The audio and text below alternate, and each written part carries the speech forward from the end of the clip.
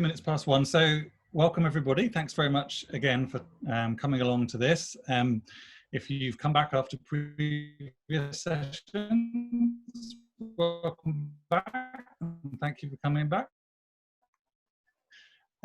Substance. So everyone's on mute as you join. Sorry about that, but if you could stay that way, it just means with a lot of people on the call, it keeps the background noise to a minimum. Around that, and then if you do have questions, comments, etc., as we go along, please do type them into the chat function, and we will be collecting those, and we can bring them back for 20 minutes Q&A at the end of this session. So don't hold back. Please drop in whatever thoughts you have into the chat. To introduce us very quickly, my name is Mike Reed. I'm the founder and creative director here at Read Words. We also have Sam Russell, who's going to be working with me to present this. He's one of our senior writers, and we have Sam Pollen, our other Sam, looking after the chat and feeding us Q&As at the end. We also have our star guests, Chris and Joe, who I will introduce properly in a minute. Just to give you an idea, if you don't know who Read Words we are a brand writing agency based in London, normally in our offices in Soho, but obviously working from home right now. We aim to deliver what we call the world's brightest words. We like the word bright because it suggests both creativity, colour and vividness and all of that, but also the brightness of cleverness, intelligence. We think words are a strategic tool as much as a creative one, so that's where that comes from. We are a team working for all manner of clients. As you can see, here's a good selection of current clients. They cover, as you can see, very small, very large, just about every sector, which gives us, apart from interesting lives, a really useful and rich bed of experience to work on each individual project. In terms of the arts and cultural sector, here's some specific clients around there. As you can see, we're lucky enough to work with some really exciting names in that field, especially in the UK, but also slightly more further afield. We work with the Met, for example, in New York. So again, I think there's a good grounding of experience there to talk from. Guest speakers. So we're very pleased today that we've got Joe Prosser from Royal Academy and Chris Denton from the South Bank Centre. I'm going to let them introduce themselves just for a minute or two. So Joe, say hello. Hello everyone. Yes, I've been at the RA a couple of years, 2.5 years. I look after commercial, but I also look after visitor experience. And I have loved the opportunity there to really bring that voice together, not just meaning written voice and communications voice, but actually the voice of people who work there and speak and talk. And we've been doing a lot of that, particularly over the last few months, of course, given new messages, but pleasure to be here, and that's who I am. Wonderful, thank you. And we also have Chris Denton from the South Bank Centre. Chris, do you want to say hello to everyone? Yeah, hello everyone. Thank you for asking me to join today. It's a pleasure. So yeah, my role is the Executive Director of Audiences. So my remit is basically the public face of the South Bank. So all the public touch points. So marketing, communications, digital, visitor experience, ticketing, front of house, and so on. So yeah, so we've been on a journey to reposition the South Bank in terms of our brand and obviously visual identity, and more recently working with Reed to reposition our written identity as part of that brand strategy. Wonderful, thank you. So yeah, two real experts to talk through all this stuff, which is wonderful. So thank you both. To quickly set up how we're going to tackle all this. Again, we've given ourselves a ridiculously big subject to cover in a very small space of time.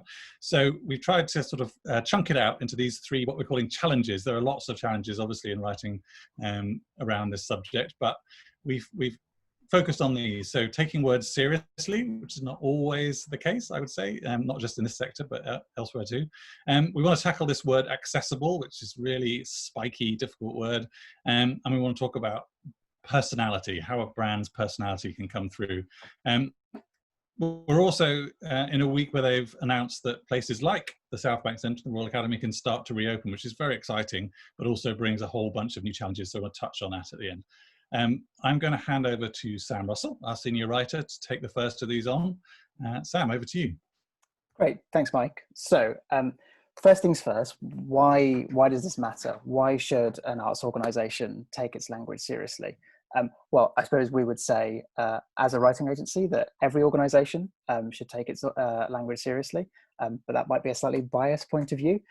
So Joe and Chris, I would love to hear about what language means for the Royal Academy and the South Bank Centre, and how you've kind of elevated the status of writing, how you've made sure that people take it seriously and kind of give it the attention it deserves. Joe, perhaps we could start with you.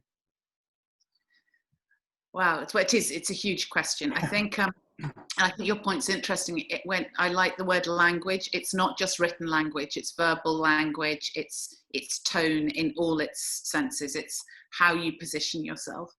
And you know, that's something that really, really interests me personally. Why does this even matter? I think lots of people would say it doesn't matter, perhaps until they see it done badly, and then or done unwittingly perhaps, and you find certain clashes between different kinds of tone, or you find yourself raising an eyebrow at a particular word and thinking, is that right? Is that quite what I wanted to say? So I think even people who would be skeptical, and I think there are some around the importance of language and see it much more sort of as a factual means of getting over information, would quickly recognise when it's not quite right, and also quickly recognise when it is right. And so that's something that I have always been interested in. I think particularly at the Royal Academy, it has so many associations which are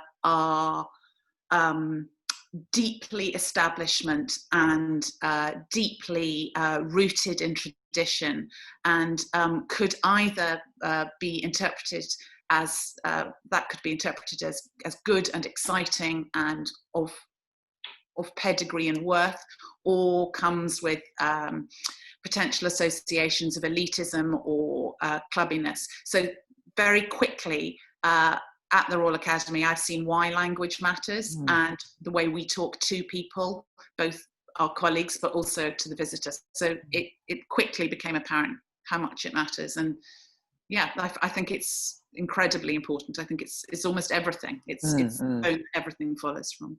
Yeah, that point is really interesting about people knowing instinctively when it's done well or when it's not done well, but sometimes kind of struggling to articulate that or to think about it before they write. Chris, I'd be interested to hear how at the South Bank, if you've come up against any challenges in convincing people that writing is worth taking seriously and that they should focus on the language as much as they do the visual design. Yeah, I often kind of think that anyone can write, but not everyone can communicate. And I think that's sort of the importance of how you put down your thoughts in words is often the last thing. I've seen it so often, it's the last thing that people think about. You know, so much focus on brochures or visuals or design. And actually the sort of written words often trips everything up, and it's either clumsy or it's you know, inarticulate, or it doesn't really address who the audience is. So you know, I think at the South Bank it's fair to say the South Bank hasn't historically used language as a way of defining itself by its brand. There's, you know, it's a massive centre, as many of you may know, you know, very busy, very complex, very challenging to communicate what it is and what it does. And so actually that provides huge problems for us in terms of discipline around the organisation, and clarity and understanding about, you know, who we are and how we want to portray ourselves. So sort of convincing people about why language is important has not been the biggest challenge. It's more about convincing people that sometimes they shouldn't be doing the writing, and it's actually better that we have a process in place.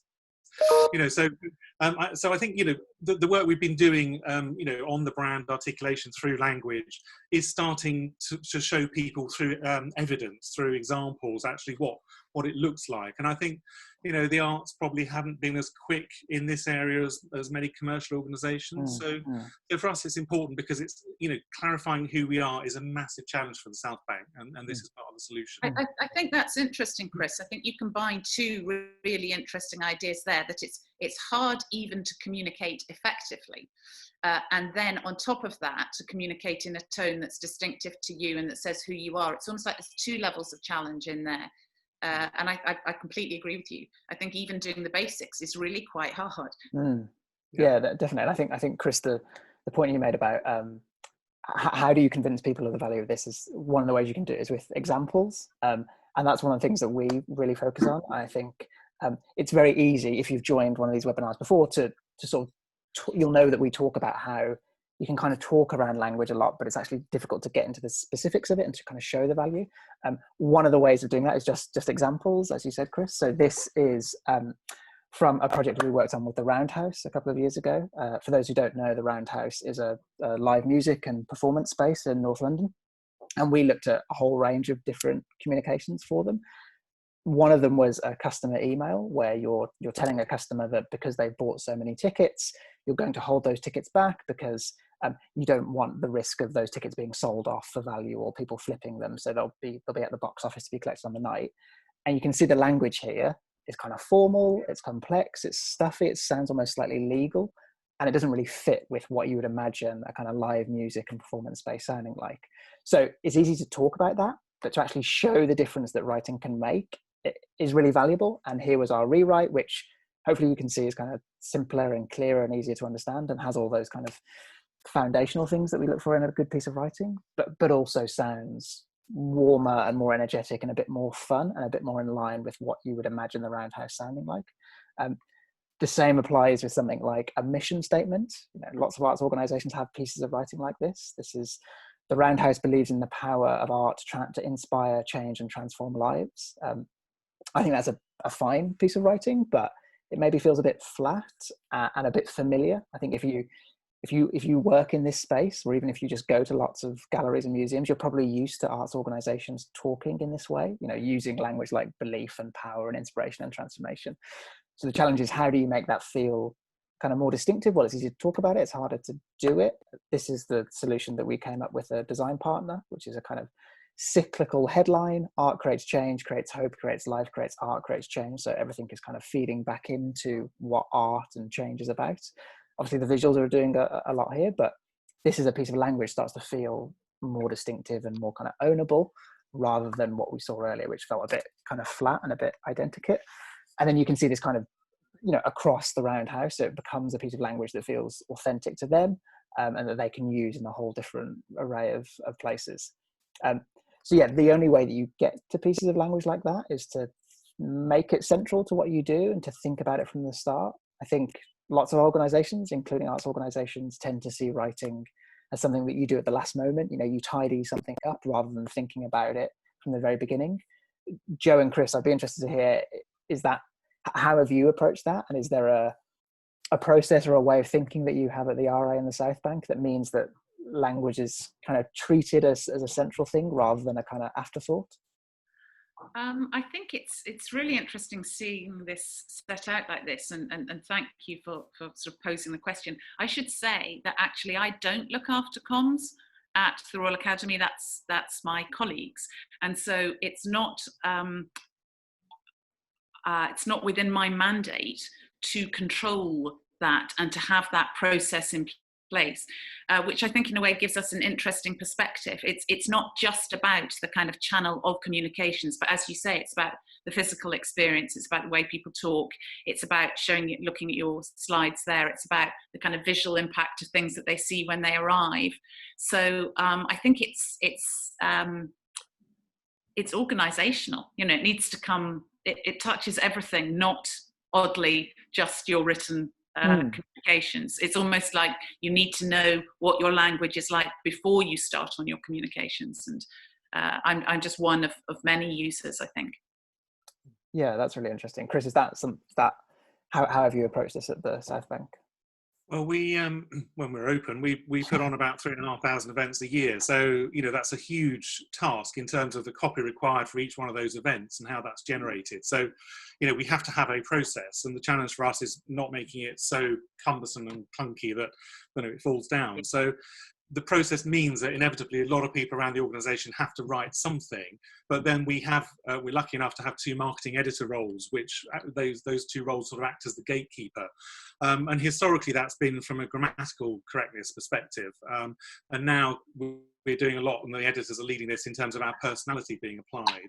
But I think, the process also is about mindset. And I think, when I joined the South Bank, there was a lot of talk about marketing copy.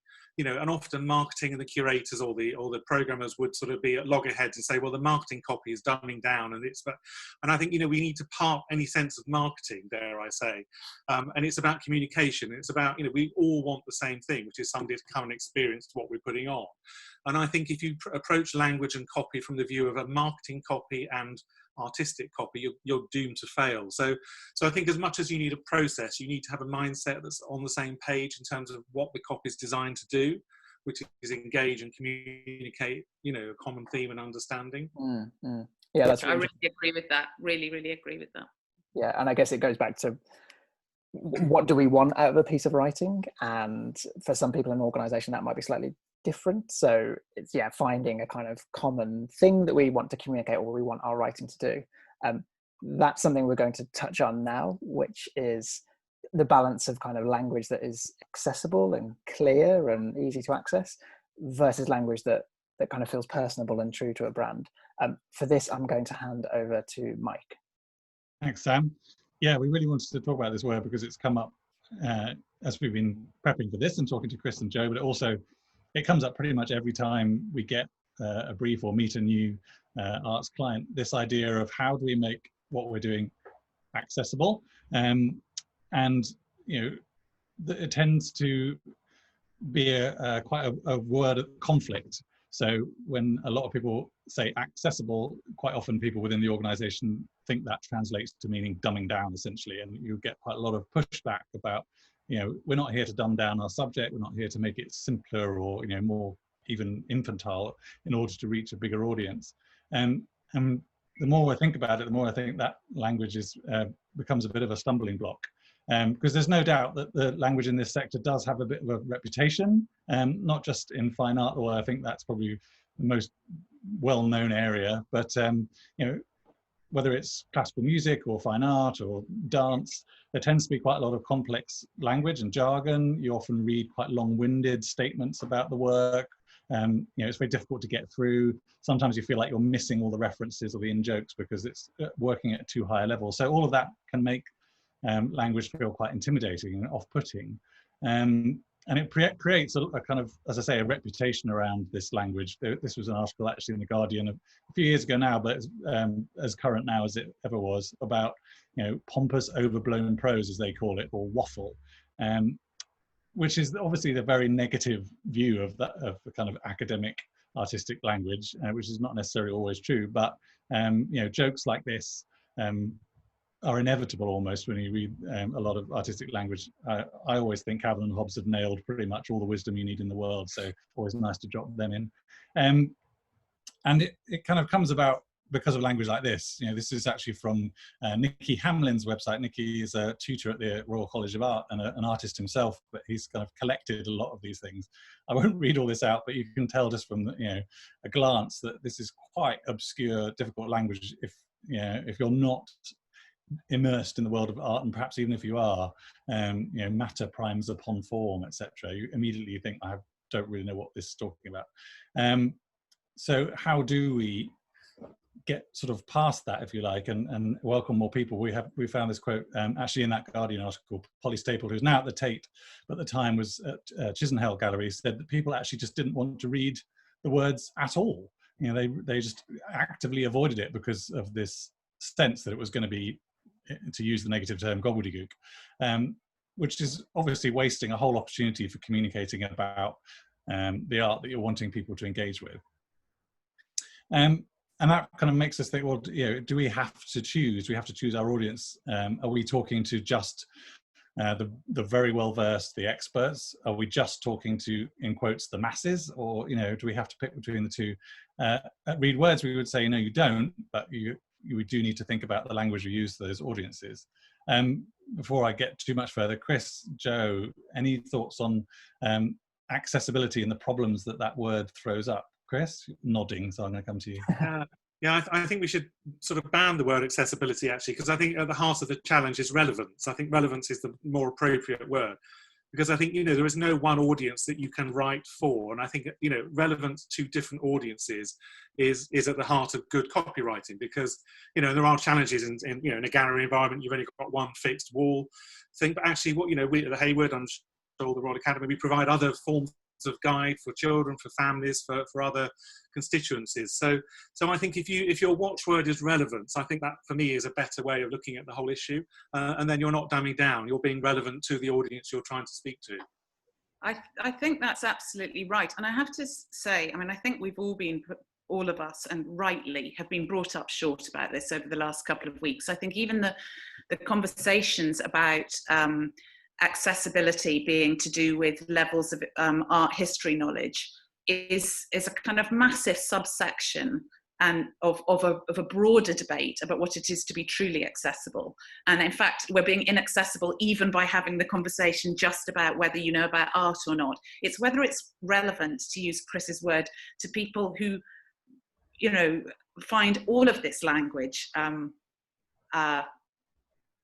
chiming wrongly or sounding like people talking internally. And I think that's more than just jargon. I think it is about jargon and self-reference and in-jokes and artistic terms and the kinds of things that Andy Beckett references. But I think there's a bigger thing going on now, and a really serious thing about, are we just talking to ourselves, and how are we more relevant? And I've really, you know, accessible it's a massive, massive deal, isn't it? You know, it's got to be relevant, but it's also got to be inclusive. It's got to be, it's a big old thing. And then on top of that, of course, there's, you know, the real meanings around accessible of making sure that we're, you know, providing for you know, everybody, not just ourselves. It's a huge topic.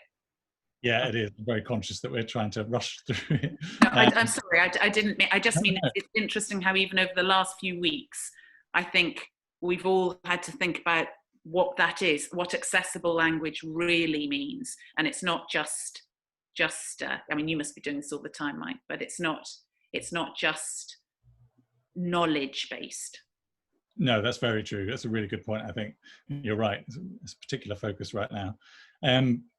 And when we were talking, we were before this again, we were saying that perhaps it's less about being accessible and more just about being more inviting. So, you know, a lot of the problem with that very complex language is it feels very opaque, and you feel like you can't get in. And then beyond just describing the art itself, you know, sometimes the organizations themselves can feel rather opaque and difficult to get in because the language is quite a barrier. And Joe, I know, you know, you and I have been talking about this a lot recently, but, you know, how do you welcome people into a space, and never mind, you know, into a piece of art? Just as an example of how simple language can not be dumbed down, I thought a couple of quotes from some big names from the art world show this really well. So this is Verdi talking about, to copy the truth can be a good thing, but to invent the truth is better, much better. And none of those words is complicated or difficult or jargonistic, but the ideas behind it are, you know, really rich and sophisticated, I think, and interesting.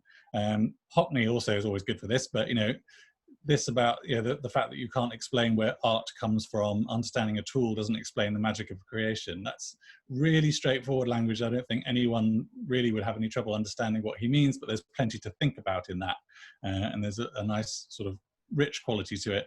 So I think these are just examples of how you can speak, if you like, simply, but the ideas don't have to be simplified to do that.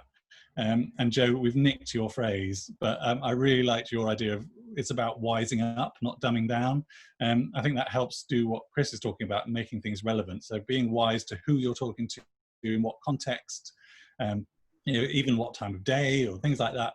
You know, being really intelligent about how you pitch something and who you're pitching it to is the key. You know, it's not about making everything stupider.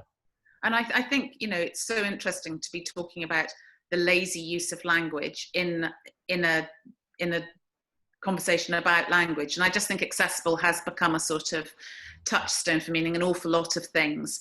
And it's both, you know, deeply serious and very, very pressing. And also, you know, this particular topic about knowledge and conveying it. And I couldn't agree more. Great. Yeah. I think one thing I'd also add is that we forget some aspects of what accessibility or relevance means. For example, how you want to feel about something. I know, you know, at the South Bank, we've often tied ourselves in knots about how to describe some new contemporary dance work that nobody's ever seen that looks, particularly challenging. And actually, how's it going to make you feel? And like I say, there are many ends of the telescope. That sounds bizarre, but you know what I mean? And sometimes we can trip ourselves up by trying to be accessible with something that's always going to be knotty. And let's move to a different way of solving the problem, which is the emotional response, or, unpicking some of the other barriers there may be about why people wouldn't necessarily want to come. Yeah, that's a great point. I think it often gets overlooked, doesn't it? Just the emotional side of all this. Obviously, as a final line, I'd say, if you're not being accessible, you have one big problem, don't you? So I think, it's almost a bigger context for this whole conversation. I agree entirely, yeah. And I think, harking back to part one, that's why it's so important to take language seriously from the outset and not treat it as a kind of fiddly bit at the end.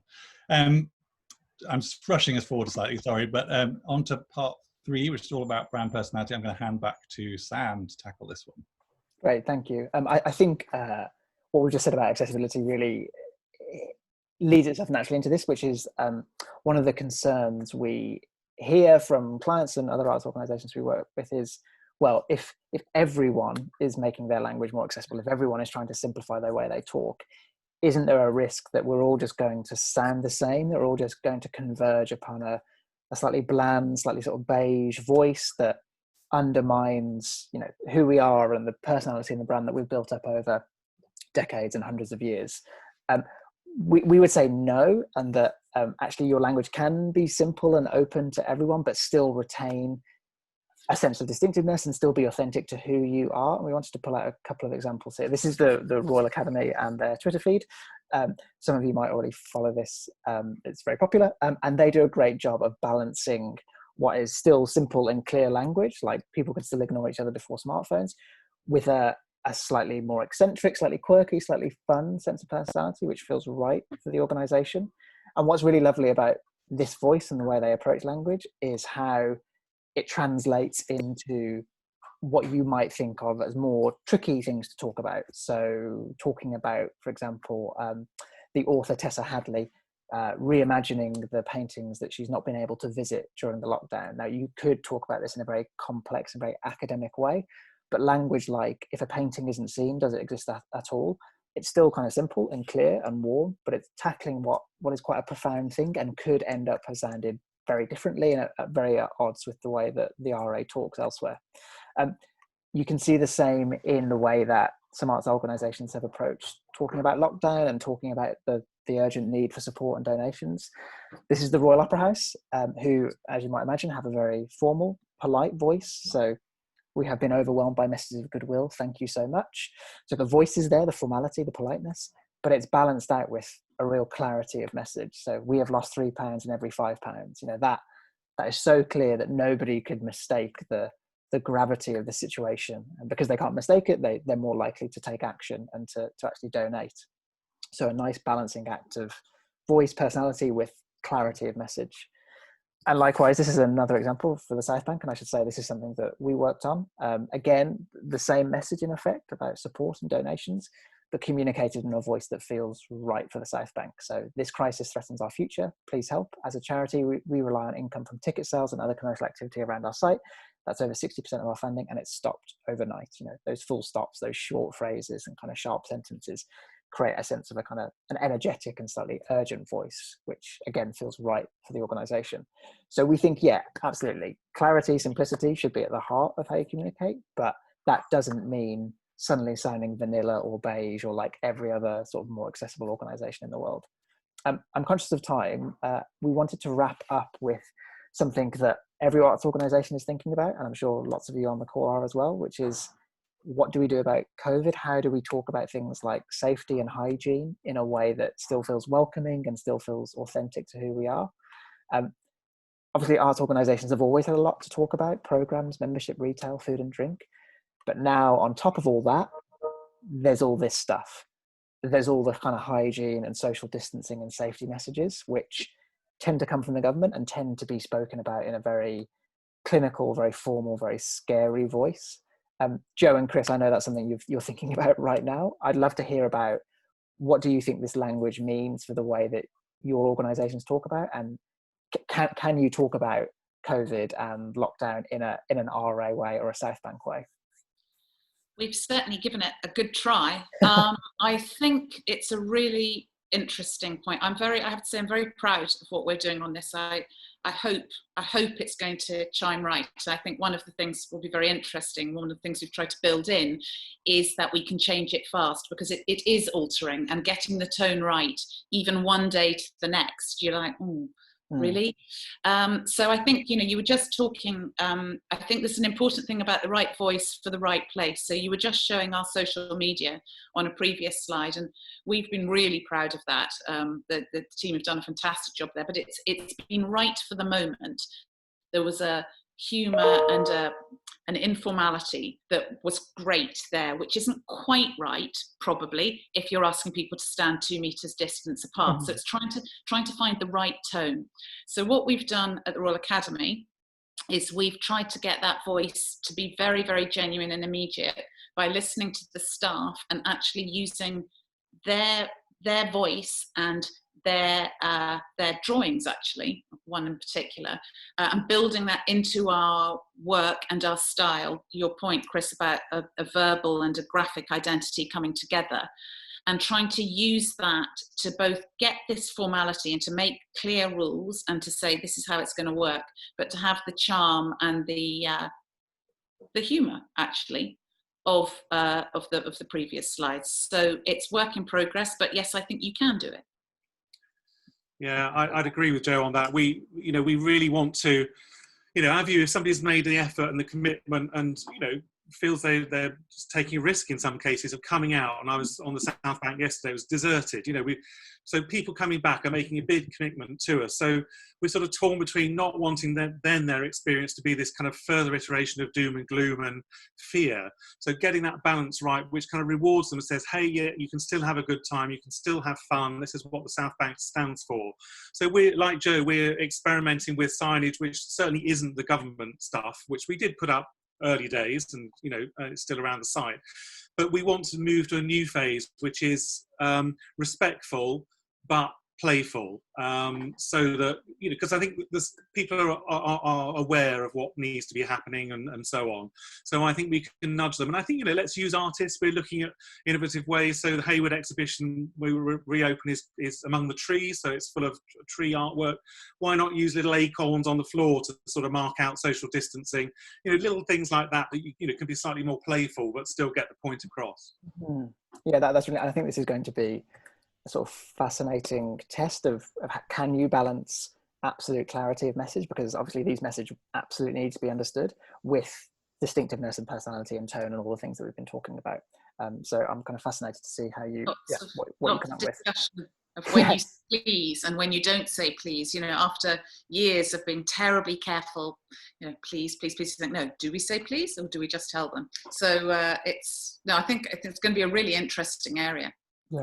Yeah, no, exactly. I think another dimension is not only the sort of health and safety aspect, but I'm sure many other venues on the call, we are definitely moving to a digital-only future. So we will not have, the same interactions in terms of cash and physical tickets. So there'll be a whole layer of communication around those changes as well as the sort of health and safety. So it's going to be challenging and complex for sure. Great. Well, we've got about, I think, just over sort of 5. Well, we've got 10 minutes left actually. Sam P, I've seen some questions popped into the chat. Are there any that we can put to our panel? Yes, there are. I have to say, people have been gripped by what you're saying. There's not been loads of questions. If people have been popping out, waiting to ask questions, then please do. I will also shout out to Rian, who's shared a couple of really nice links there, linking to things we've talked about. One question that kind of sprung to mind for me, when you were talking about that topic of accessibility and kind of bringing more people into art and theatre and everything else, is that based on previous projects I've worked on, I know that that's sometimes the challenge there is coming from a tension between a kind of curatorial team who wants to do things in one way and a marketing, communications or kind of outreach team who maybe wants to do something very different. It feels like there's a kind of organisational thing there as well. How do you manage that at the RA and the South Bank Centre respectively? I don't perceive that actually at the RA. I know it's a common issue, I don't see that divide at the RA particularly. I think we all understand the need for finding a common voice, and I don't think there is a sort of wall panels and labels should speak one way.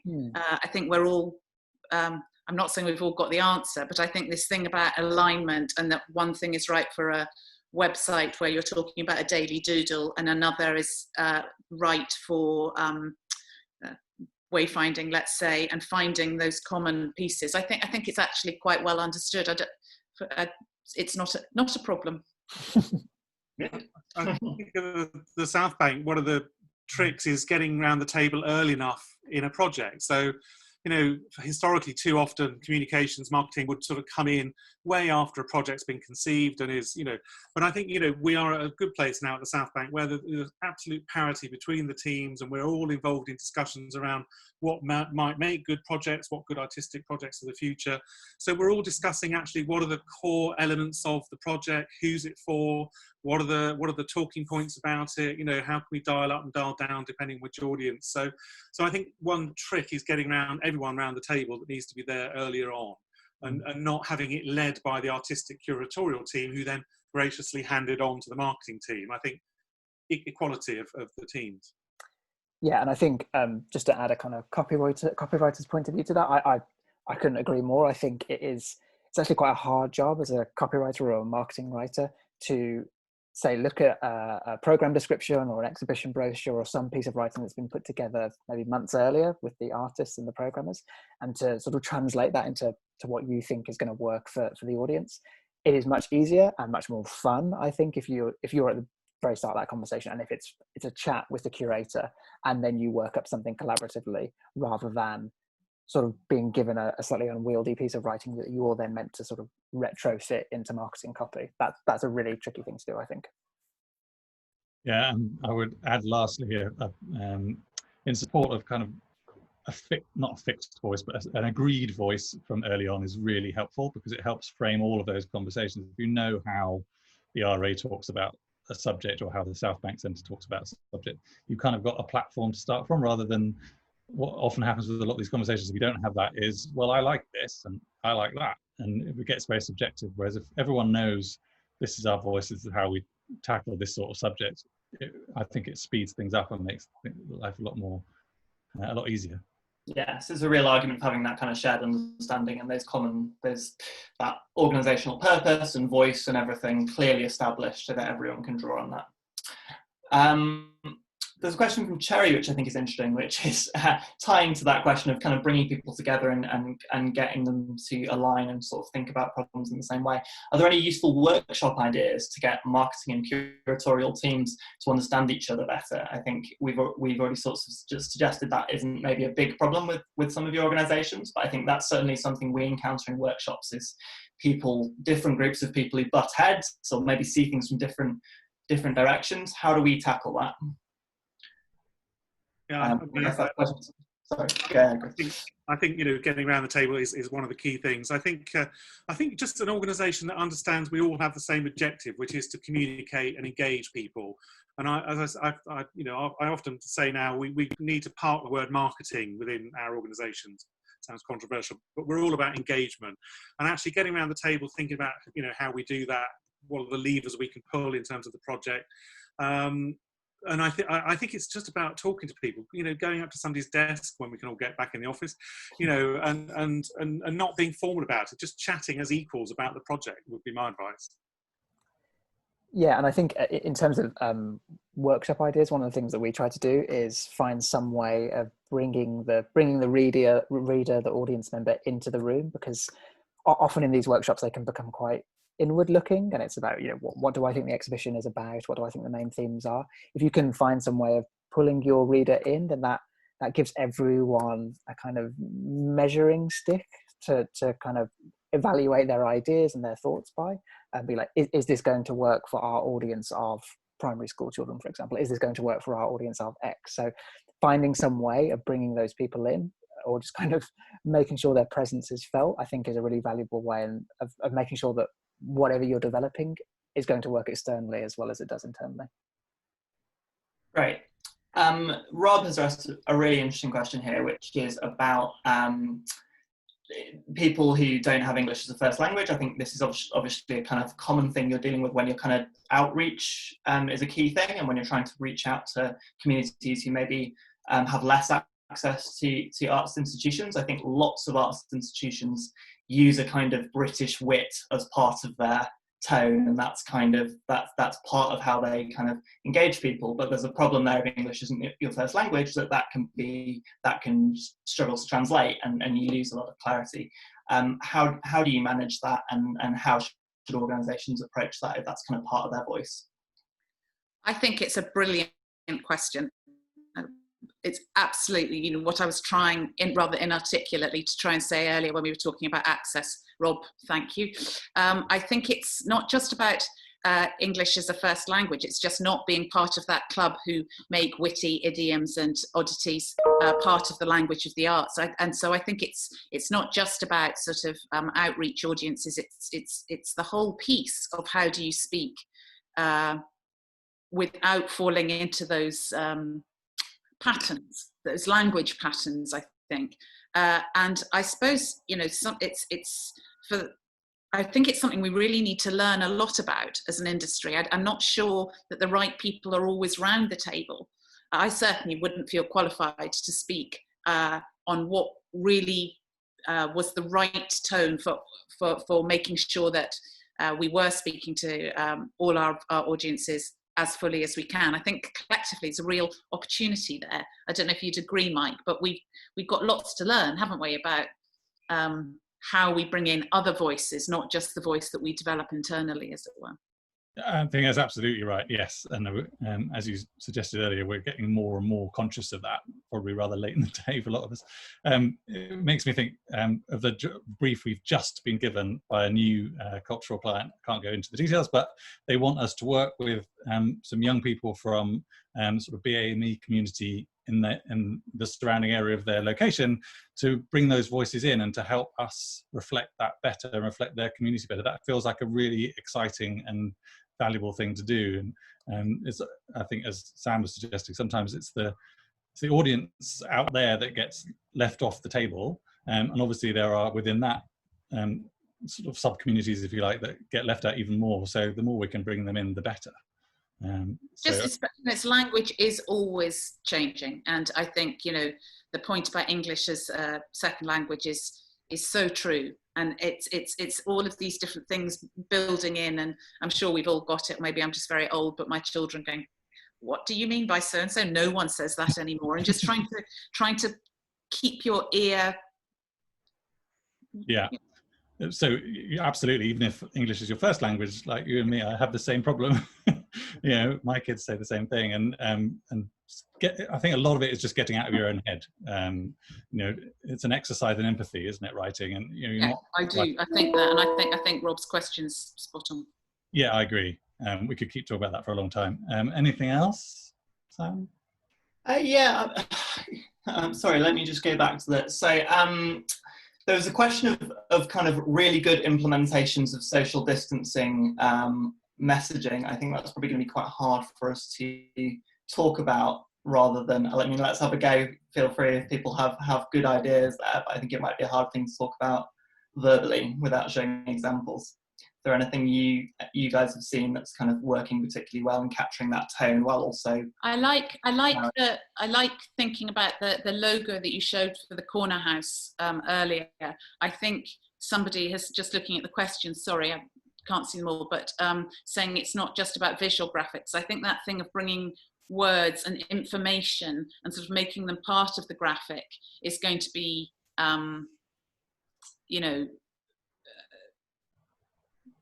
a big piece of this. I mean, talking to some of our colleagues on the in Europe who have already reopened, the whole thing of icons and graphics and pictograms have all come together with language, and how you begin to create instructions which are both verbal and diagrammatic. Sorry, I'm rambling here slightly.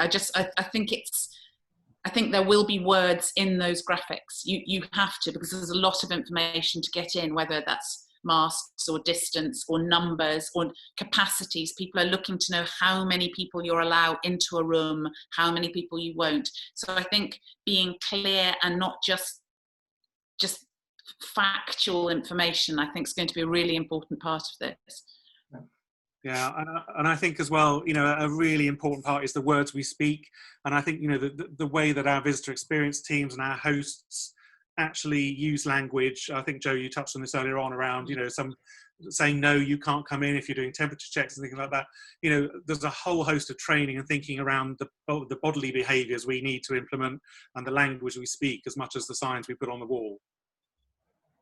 Yeah, and Joe, I think you're right. That often gets overlooked in this sort of process. It tends to focus on the written word, obviously, or maybe not obviously, but you know, what people say to is equally important. We did a survey, as I'm sure many of us have, about what people were looking for when they returned. And I think one of the things that really interested me was when we were asking them what they would be looking for from our teams.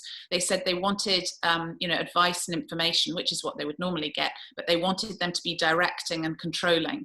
So I think there's certainly in the very early days, I think people are looking for a kind of step up in language to something that's, you know, you don't want to be bossing around, but you do want to be clear. And I think that's really made us think about our verbal language and our written language, which is going back to where, you know, whether you say please or not. But I think there will be a particular tone which is right and will change as things ease. Absolutely. Right. Okay, I think we're at the end of over the end of our time, aren't we? So thank you again, Chris and Joe. Thank you very much for all the time you've given this. It's incredibly valuable to hear what you're saying. This is the last of our webinars so far, I'm afraid. These are all the ones that we've done, all of which will be on our YouTube channel. Very easily found, just under Read Words there. We're planning to do more in the future. We're going to have a little break, but we want to come back and do these again because they've been great. So if you have a burning desire to see us talk about a particular subject, please let us know. All our contact details are there as well. And yeah, thank you to everyone who's come along to these, all the lovely feedback we've had, all the questions, and especially to our guests like Chris and Joe today. Massive thank you to you. And we'll see you. Thank you. Thank you. Thank you. Great. Cheerio. Thank you, everyone. Goodbye. Yeah, Bye. bye-bye.